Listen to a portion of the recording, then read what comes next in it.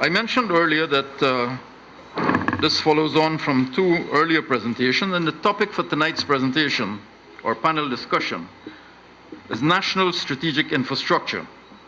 National Strategic Infrastructure.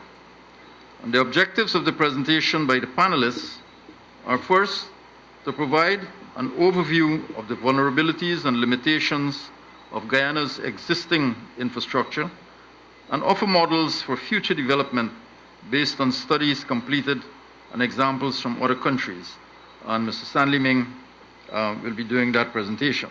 The panel, Stanley attended Queen's College from 1963 to 1970 and began his working life as a Yamaha motorcycle sales rep at T. Geddes Grant in the early 1970s.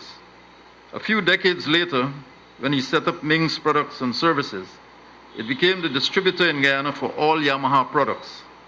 He's the chairman of two other companies that market and represent John Deere tractors and Doosan heavy-duty equipment locally. In 2013, Stanley set up Ithaca Construction and Engineering Incorporated in order to focus on, among other things, land development and construction. Stanley, although he doesn't look worse for the experience, served as a member of Parliament from 2001 to 2006 and is the current chairman of the Board of Directors of the Guyana Geology and Mines Commission.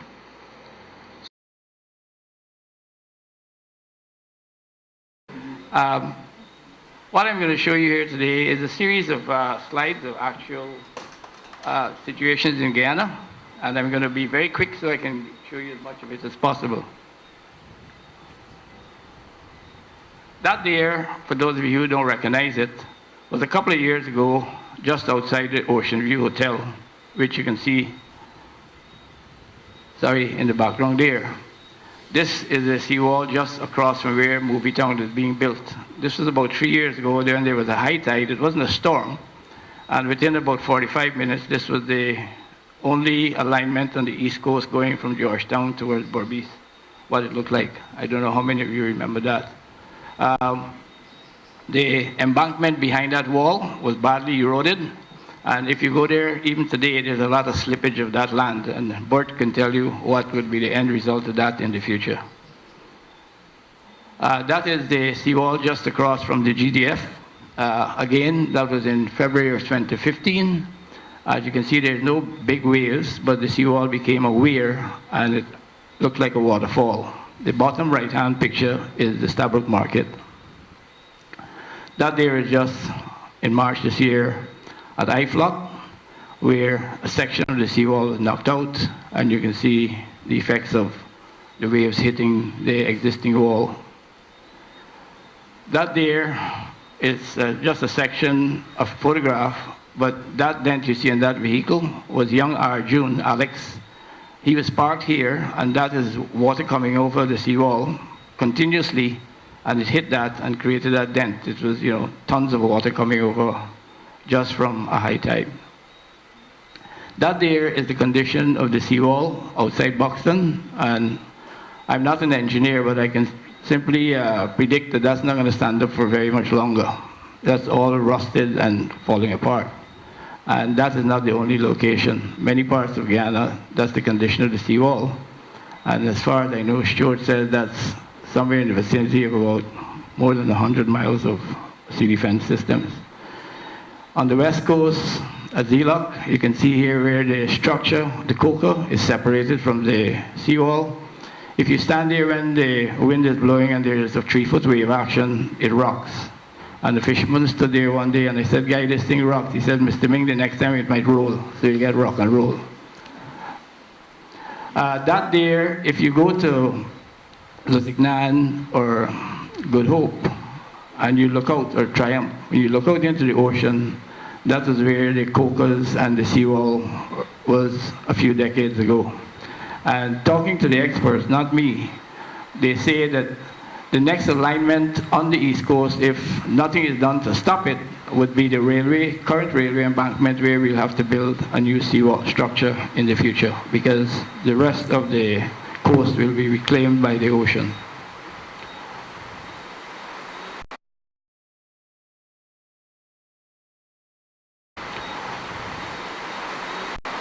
This is a presentation that was done at the Pegasus in 2016. And it says here, the warming of the Earth's atmosphere means that with the passage of time, Guyana will have to cope with a rise of the Atlantic Ocean and an intensification of storms. In combination, these events will create water management problems that are beyond the capacity of the plains water control system. A summary assessment of what confronts Guyana in this regard is terrifying. And it goes on to say, furthermore, waters will remain stagnant for long periods over land, which will increase the possibility of the spread of disease. Agriculture will suffer reversible damages because of saltwater intrusion and inundation. Coastal system ecosystems will disappear. This is a 20-page report, and I can make it available to Moray House. If you want to get it, they can send it to you. It says here that ECLAC believes that adaptation on the coast of Guyana is not a viable option over the long term. And there's a land use plan that says that the Linden to Bartica region potential lies in the fact that it can be a central link in areas of production to transport links, and particularly to coastal ports. This is the other part of the study. There is much excitement concerning the country's future as a petroleum exporter, but the need to use those funds to settle the interior has not been the subject of public discussion. Overcoming this reticence and debating the merits of interior development is something that should begin as soon as possible. Without a society-wide dialogue on climate change, the opportunity to forge a consensus on how to use petroleum revenues in responding to coastal flooding will be lost.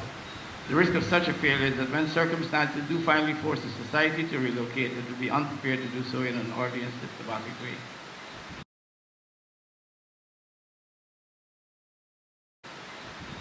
That there, ladies and gentlemen, are several studies that have been done over the last 4 decades, I think, of possible alignments, that most of which exist. Major General will tell you this is the Sand Hills Trail. This is the Del Conte alignment on the east bank of the Essequibo. This was also done between Wales and just across from the Timeri Airport. Sand Hills. This is a location from Sand Hills that goes out and comes out at the Rockstone Road, which you can drive from Linden to here, and you can drive all the way up there, come through across to Timeri or go across to the Essequibo. These are trails that exist that you can traverse right now with a 4-wheel drive. And it offers the opportunity that if you ever develop the surface of those roads and do the circular ring road, that is something that is being talked about between Georgetown, this is New Hope. You will be able to come through the new road that is being aligned with the Indian government support and cross over this bridge at New Hope, which is a very short bridge, and then you can come along the west bank and you can head towards the south of Guyana without having to go down the Linden Highway, which is under disrepair and will need to be severely improved if you were to use it in the future. Or you can cross here at the new Houston location, come around to Parika, use that alignment and come down to here and across here and down to Latem via Mabura. Those have all been aligned and stuff. It's not something that I created. That there is to show you a close-up of it, of what the intentions are with the new bridge at Houston. This is Parfait Harmony, and the intention is to take that across and take that, a new piece of road, which is just about a mile, straight into Parfait Harmony. So instead of them coming out the existing roads and coming onto the existing east bank, they will come from that development, which will be about 20,000 people, straight across the bridge and straight into Georgetown, which will ease a lot of the pressure on the present east bank road as it exists between the current bridge and Houston. And this will allow you, when you build the road from Ogle Airport, coming through here, connect up with the alignment going towards New Hope, you can bypass the entire city, Sherry Street and everything, come through here, come here and head to Timeri. The same thing, if you're coming from Timeri, you can cross over here and get to the west bank without coming down the existing east bank road. And the traffic from Diamond and Maka and all of those don't have to come on the existing east bank road. They can traverse via what is recommended here to be a 4-lane highway to get not only to Georgetown, but to the east coast without passing through the city. That's another view of it. And for those of you who don't recognize, this is just as you cross over the bridge, that's Wales Estate. You can see the amount of land that is here. And one of the thinking is, and I know the minister's looking at it, is with the development of the gas and the power that we can generate with the closing down of Wales Estates and stuff, they talk about making an industrial park for agricultural production and processing and other industries, because there's a lot of land here compared to the other side of the Demerara River. Those are the alignments for the crossing at Houston that will go straight into Parkway Harmony, and it will connect up to Crane without coming through what we know green hoops, so you wouldn't encumber the village. And one of the thoughts I suggested to the minister is the old railway embankment. At a later date, you can build a high-speed highway that will bypass all the villages that you would normally go through to get to Preca. And you go along the old railway embankment and some realignment, and you can get to Preca within 15 miles in 15 minutes via a modern highway.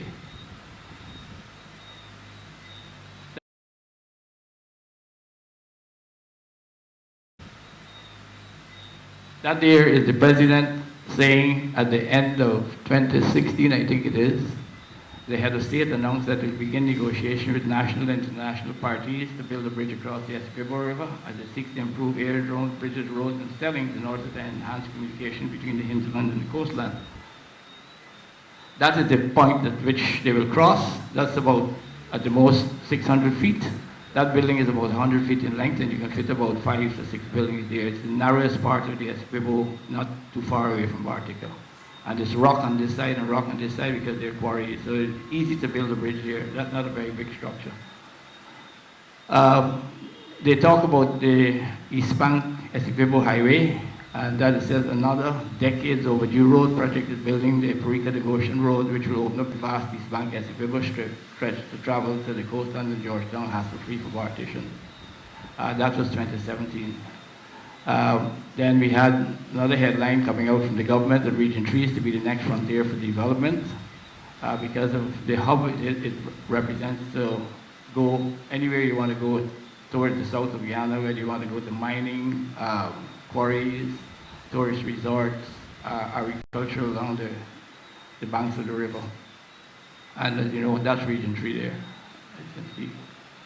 That is the alignment of a road, well, a trail that exists from Latem to Mabura, which is here, then to Rockstone, then through that alignment I showed you earlier, connecting up to the Sand Hills Trail and coming out into the east bank of the Essequibo.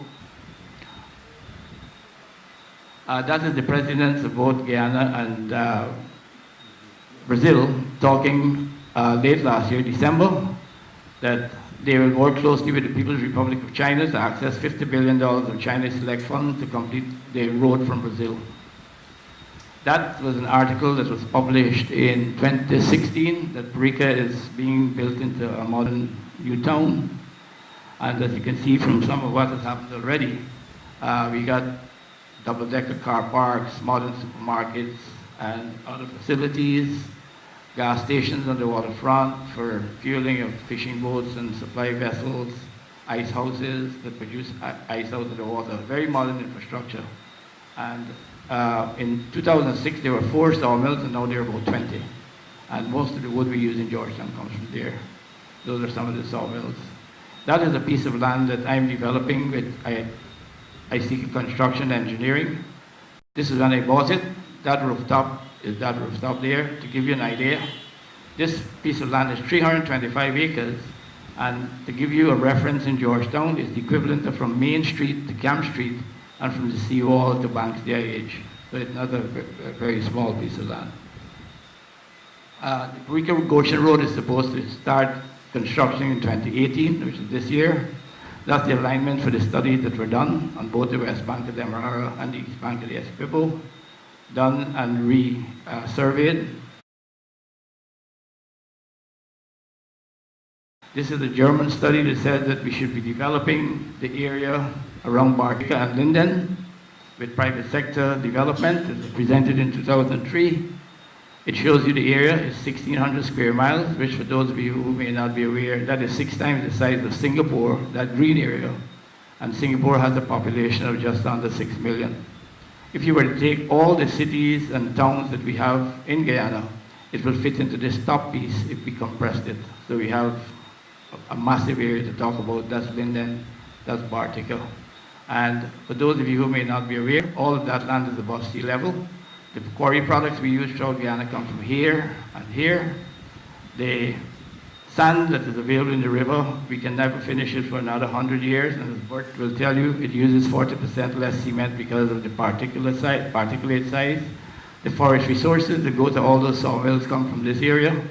And the water supply for Bartica is a 6-inch diameter pipe that sucks water out from the river and treats it and pumps it. So if we develop this area, we don't need to dig any wells. We can just take, once we don't pollute the waters of the Essequibo, we can take the water straight out of the river, which is billions of gallons a day, treat it and pump it, not only to here, but across the Demerara and interlink it with the present water supply system.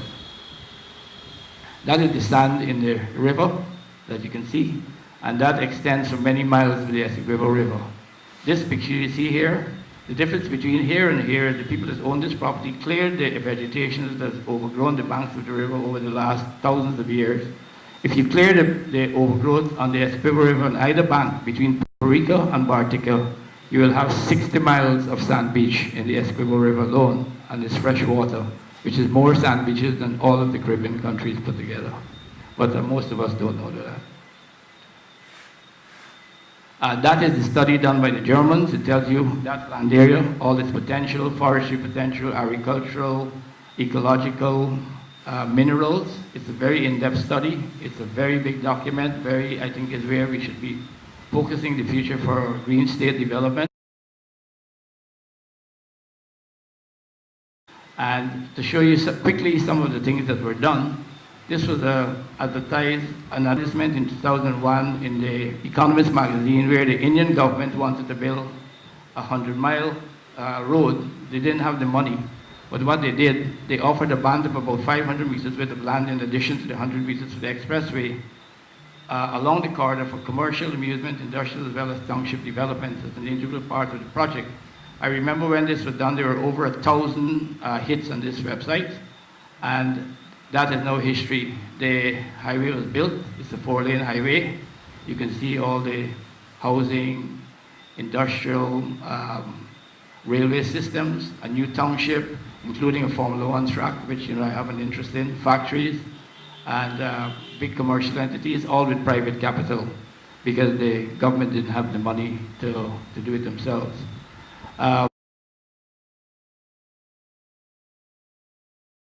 You can get publications, these are just some that I acquired myself, of how to do public-private partnerships, innovative public-private partnerships, strategic public-private partnerships in the law. You don't need to reinvent the wheel. This is being done all over the world right now.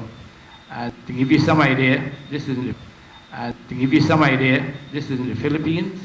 One private company, the name of the gentleman is Henry C. S.Y.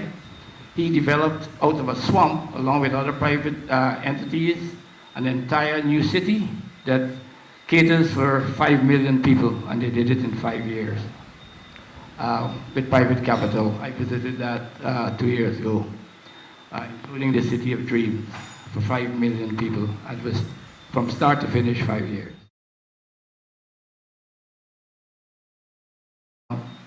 This is how I suggest we look at possibly considering to develop Guyana.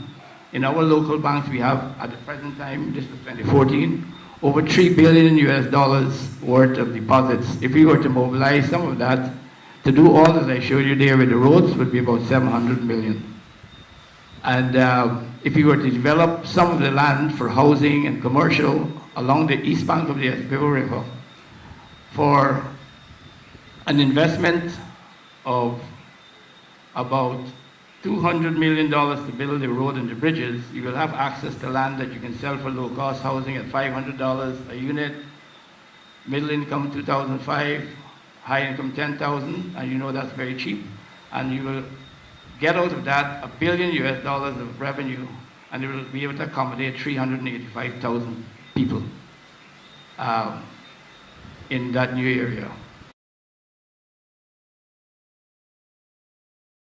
This is to compare Guyana with Singapore. In 1966, we were 348 US dollars per capita GDP, as compared to Singapore 566. In 2012, we were 3,005 and they were 54,000, 15 times Guyana. 1966, our total GDP was 228 million and they were 1 billion. And in 2012, we were 2.7 billion and they were 297, 107 times. Their population went from 735, where we were, and they went to 5.5 million, with 2 million being foreign. Guyana's population, as you know, is declining. We don't have the people. Companies like this, I brought this company here in 2015. This company is the largest company in the world that does construction. This is some of the construction they've done around the world. That's the Hong Kong airport, Beijing airport, bridges. They have 2,249 architects and registered structural engineers, 15,000 senior technical personnel, 13,825 registered builders and registered costing engineers, and they employ 1 million people. And that company is going to be building a new city for Egypt, and again, 5 million people in 5 years. And you don't need to try to design what they can design, finance, and build. They have the capacity. And what we have to do is to get smart and do like in the case of Dubai, where I visited just end of last year. And I say here, having recently visited the United Arab Emirates with my wife for a Formula One race, we were very impressed with witnessing firsthand an incredible achievement of building a country which had a population of less than 280,000 people in 1971, the one that today has over 9.4 million, of which 8.1 are foreigners and 1.3 are Emiratis. They all live in harmony in a super modern, high-tech, young society free from crime, and where any attempt at practicing bigotry or racial animosity is not tolerated in the least bit. If I was told or read such a story, I would not have believed that this is possible in today's world. I recommend that anyone who would like to experience an exercise in not just thinking outside the box, but building an entirely new box, to make a trip to Dubai and Abu Dhabi. Awesome. And that is what they did. They built a complete new city in just a few years. And the same company that I showed you just now, China State, they did all of that in 5 years. The conference is being hosted. I don't know if anybody went to this from Guyana, Caribbean and Finance Investment Forum, to say what you want to be done in your country. This was Central America, this was Mexico. Thank you.